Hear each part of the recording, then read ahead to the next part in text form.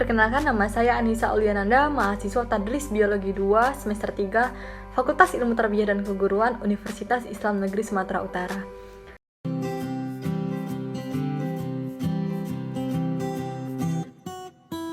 Baiklah, yang pertama, di sini saya akan menjelaskan mengenai rasional kurikulum 2013. Jadi terdapat 5 rasional kurikulum 2013, yaitu yang pertama tantangan internal. Tantangan internal antara lain terkait dengan kondisi pendidikan dikaitkan dengan tuntutan pendidikan yang mengacu kepada 8 standar nasional pendidikan yang meliputi standar isi, standar proses, standar kompetensi lulusan, standar pendidik dan tenaga kependidikan, standar sarana dan prasarana, standar pengelolaan, standar pembiayaan, dan standar penilaian pendidikan. Tantangan internal lainnya terkait dengan perkembangan penduduk Indonesia dilihat dari pertumbuhan penduduk usia produktif yaitu 15-64 tahun. Oleh sebab itu, tantangan besar yang dihadapi adalah bagaimana mengupayakan agar sumber daya manusia produktif yang melimpah ini ditransformasikan menjadi sumber daya manusia yang memiliki kompetensi keterampilan melalui pendidik agar tidak menjadi beban. Yang kedua yaitu tantangan eksternal. Tantangan eksternal antara lain terkait dengan arus globalisasi dan berbagai isu yang terkait dengan masalah lingkungan hidup, kemajuan teknologi dan informasi, kebangkitan industri, kreatif dan budaya, dan perkembangan pendidikan di tingkat internasional. Lalu yang ketiga, penyempurnaan pola pikir kurikulum 2013 dikembangkan dengan penyempurnaan pola pikir, yaitu yang pertama, pola pembelajaran yang berpusat pada guru menjadi pembelajaran berpusat kepada peserta didik. Yang kedua, pola pembelajaran satu arah menjadi pembelajaran interaktif. Yang ketiga, pola pembelajaran tersosialisasi menjadi pembelajaran secara jejaring. Lalu yang keempat, pola pembelajaran pasif menjadi pembelajaran aktif atau mencari. Yang kelima, pola belajar sendiri menjadi belajar kelompok. Yang keenam, pola pembelajaran alat tunggal menjadi pembelajaran berbasis alat multimedia. Yang ketujuh, pola pembelajaran berbasis massal menjadi kebutuhan pelanggan dengan memperkuat pengembangan potensi khusus yang dimiliki setiap peserta didik. Lalu yang kedelapan, pola pembelajaran ilmu pengetahuan tunggal menjadi pembelajaran ilmu pengetahuan jamak. Dan yang kesembilan, pola pembelajaran pasif menjadi pembelajaran kritis. Lalu yang keempat, penggunaan tata kelola kurikulum. Pelaksanaan kurikulum selama ini telah mendapatkan kurikulum sebagai daftar pembelajaran. Kurikulum 2013 yang keempat yaitu penguatan tata usaha kelola kurikulum. Pelaksanaan kurikulum selama ini telah menempatkan kurikulum sebagai daftar mata pelajaran.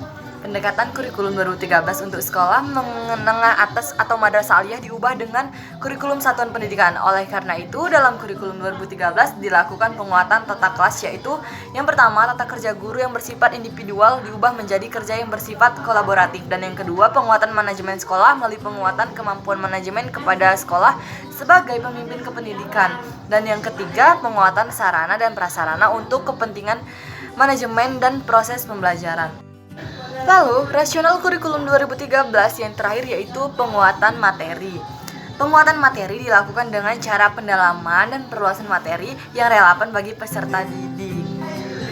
Lalu, yang kedua saya akan menjelaskan mengenai perbedaan standar kompetensi lulusan dari kurikulum KTSP dan kurikulum 2013. Jadi, perbedaannya mencakup 3 aspek. Yang pertama yaitu petunjuk pelaksanaan atau cuklak. Kalau pada SKL kurikulum KTSP terdapat pada Permendiknas nomor 23 tahun 2006 tentang standar kompetensi lulusan untuk satuan pendidikan dasar dan menengah. Sedangkan pada SKL kurikulum 2013 pada juklak lama Permendikbud nomor 54 tahun 2013 tentang standar kompetensi lulusan untuk satuan pendidikan dasar dan menengah. Pada juklak baru Permendikbud nomor 20 tahun 2016 tentang standar kompetensi. Aspek yang kedua yaitu penggunaan. Pada SKL kurikulum KTSP digunakan sebagai pedoman penilaian dalam membentuk kelulusan peserta didik, sedangkan pada SKL kurikulum 2013 digunakan sebagai acuan untuk pengembangan standar isi, standar proses, standar penilaian dan pendidik, standar pendidik dan standar kependidikan, standar sarana dan prasarana, standar pengelolaan, dan standar pembiayaan. Dan aspek yang terakhir yaitu cakupan SKL.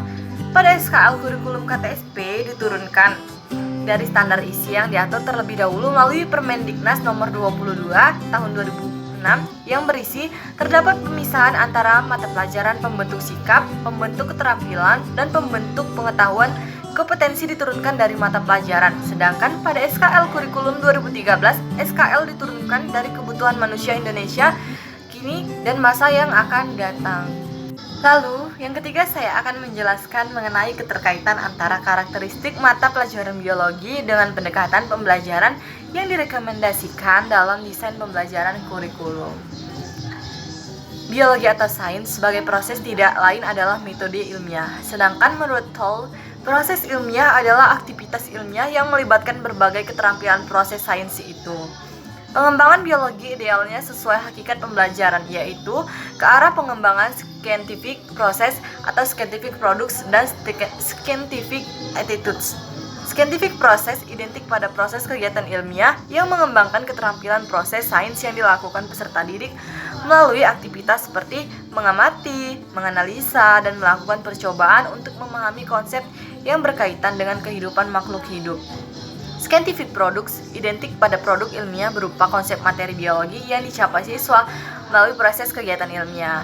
Scientific attitudes identik dengan sikap ilmiah seperti kejujuran, tanggung jawab, disiplin, keterbukaan dalam menerima pendapat orang lain, ketelitian, dan sebagainya. Sikap ini diperoleh siswa setelah siswa melakukan kegiatan proses ilmiah dan kemudian diterapkan sehingga membentuk karakter kepribadian siswa itu sendiri. Lalu yang keempat di sini saya akan menjelaskan mengenai lingkup dan tujuan penilaian berdasarkan Permendikbud nomor 23 tahun 2016 tentang standar penilaian pendidikan. Terdapat pada bab 2 lingkup penilaian pasal 2, penilaian pendidikan pada pendidikan dasar dan pendidikan menengah terdiri atas yang pertama, penilaian hasil belajar oleh pendidik, penilaian hasil belajar oleh satuan pendidik, dan penilaian hasil belajar oleh pemerintah.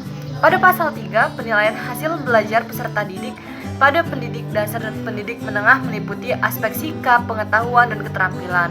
Penilaian sikap sebagaimana dimaksud pada ayat yang pertama, huruf A merupakan kegiatan yang dilakukan oleh pendidik untuk memperoleh informasi deskriptif mengenai perlakuan peserta didik. Yang ketiga, penilaian pengetahuan sebagaimana dimaksudkan pada ayat 1 huruf B merupakan kegiatan yang dilakukan untuk mengukur penguasaan pengetahuan peserta didik. Lalu yang keempat, penilaian keterampilan sebagaimana dimaksudkan pada ayat 1 huruf C merupakan kegiatan yang dilakukan untuk mengukur kemampuan peserta didik menerapkan pengetahuan dalam melakukan tugas tertentu. Lalu yang kelima, penilaian pengetahuan dan keterampilan sebagaimana dimaksudkan pada ayat 3 dan ayat 4 dilakukan oleh pendidik, satuan pendidikan, atau pemerintah. Pada bab 3, tujuan penilaian pasal 4, penilaian hasil belajar oleh pendidik bertujuan untuk memantau dan mengevaluasi proses kemajuan belajar dan perbaikan hasil belajar peserta didik secara berkesinambungan. Yang kedua, penilaian hasil belajar oleh satuan pendidik bertujuan untuk menilai pencapaian standar kompetensi lulusan untuk semua mata pelajaran. Lalu, penilaian hasil belajar oleh pemerintah bertujuan untuk menilai pencapaian kompetensi lulusan secara nasional pada mata pelajaran tertentu. Lalu yang terakhir di sini saya akan menjelaskan mengenai perbedaan struktur kurikulum 2013 dengan kurikulum prototype.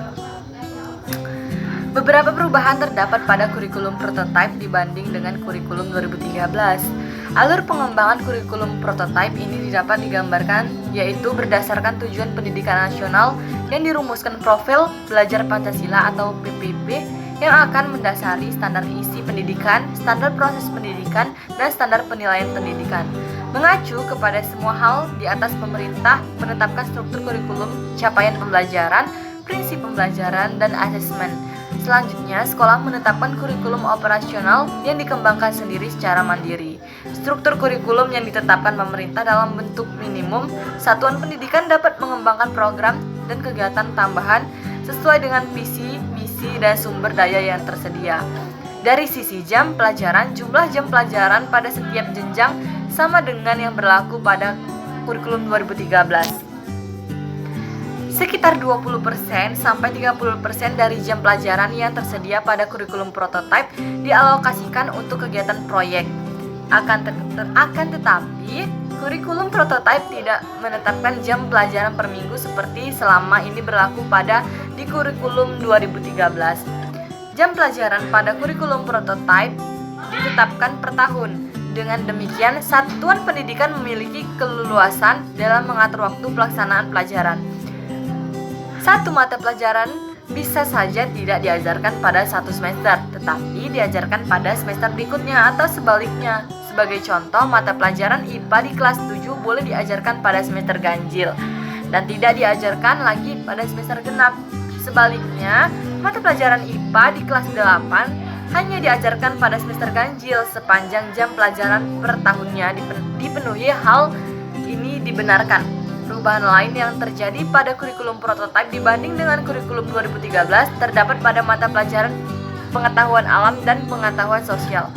Pada sekolah dasar kelas tinggi, kelas 4, kelas 5, kelas 6, kalau selama ini masing-masing mata pelajaran ini diajarkan terpisah di kelas tinggi, dalam kurikulum prototipe, kedua mata pelajaran diajarkan secara bersamaan dengan nama mata pelajaran ilmu pengetahuan alam sosial atau IPAS. Hal ini menurut Puspenjar dimaksudkan sebagai bekal bagi peserta didik sebelum mengikuti pelajaran IPA dan IPS secara terpisah pada jenjang SMP nantinya.